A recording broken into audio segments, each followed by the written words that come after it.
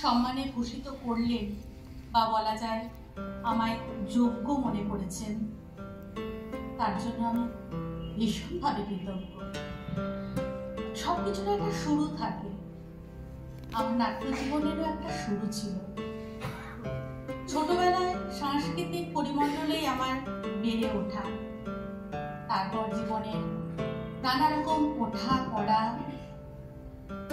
অনেক সুবিধে অসুবিধে এসেছে এবং তার মধ্যে থেকে ধীরে ধীরে এক পরম বন্ধুর প্রয়োজন পড়েছে এবং একটা সময়ে আমি এই থিয়েটারকেই সবচেয়ে বেশি আপন মনে করতে শুরু করলাম এবং থিয়েটারের হাত ধরে আমার মঞ্চকেই সবচেয়ে প্রিয় বন্ধু করে নিলাম। সবকিছু উপেক্ষা করেই এভাবে চলছিল আমার নাট্য চর্চা।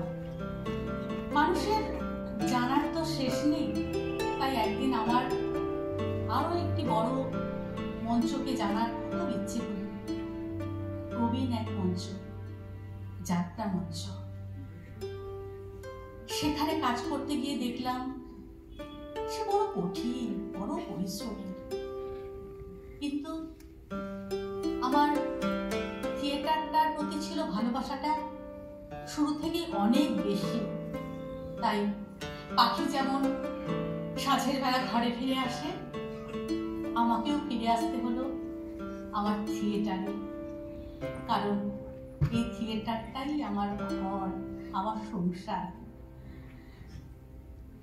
এখানে আমার শেকড় গাঁথা আছে, তাই একে উপেক্ষা করে আমি চলতে পারিনি।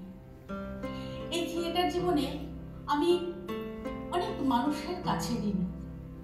আমার এত ঋণ কোনোদিনই আমি শোধ করতে পারবো না। আমি ঋণী এই মঞ্চের কাছে, যে তার বুকে আমাকে স্থান দিয়েছে। আমি ঋণী শিলিগুড়ি থিয়েটার একাডেমির কর্ণধার, আমার নাট্য শিক্ষাগুরু কুন্তল ঘোষ মহাশয়, আপনাদের সকলের প্রিয় কুন্তলদার কাছে, যিনি আমায় তার অনেক পরিশ্রম দিয়ে আমায় তিল তিল করে তিলোত্তমা গড়ে তুলেছেন। আমি কৃতজ্ঞ।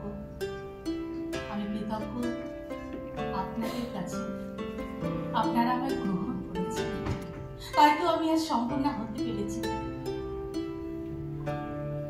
আমার কৃতজ্ঞতা, আমার ঋণ আমার পরিবারের কাছে, আমার মা, আমার মেয়ে, আমার স্বামী, তারা আমার সর্বদাই পাশে থেকেছে, আমার সাহস জুগিয়েছে, আমার এগিয়ে চলতে সর্বদাই সহযোগিতা